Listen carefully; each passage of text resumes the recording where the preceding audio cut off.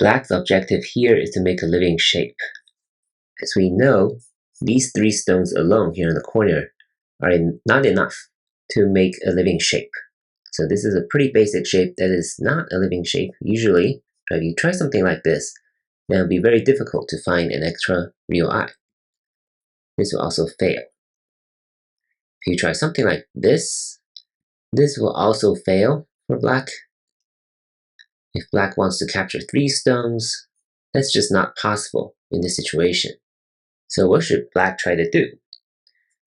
Black should try to make use of this stone right here, and potentially the shortage of liberties of these 4 white stones.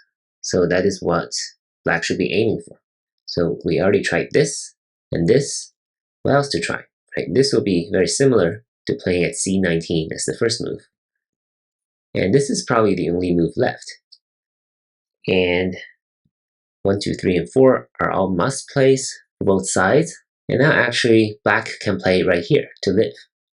It's quite amazing how number 5 can make a connection with its dead stone.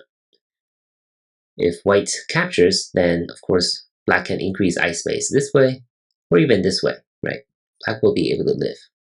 If white plays on the inside, then black will just play here at number 7. If white plays something on the inside, first of all, this is going to be a living shape by itself. This is going to be a bent 4 shape at the end. And also, black will have this move standing down and white will be captured. So that's why white must capture and black will live this way. If white plays here, now black can just connect.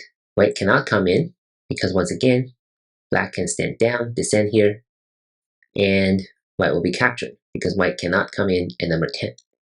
So that is why white can only capture black and allow black to live at number 9. So overall, pretty neat pattern. Not that easy to think of. It takes some tries to see where number 1 can go and how black can potentially use white's shortage of liberties here. Overall, not that easy, but hopefully it made sense. If you have any questions, please let me know. Thank you for watching.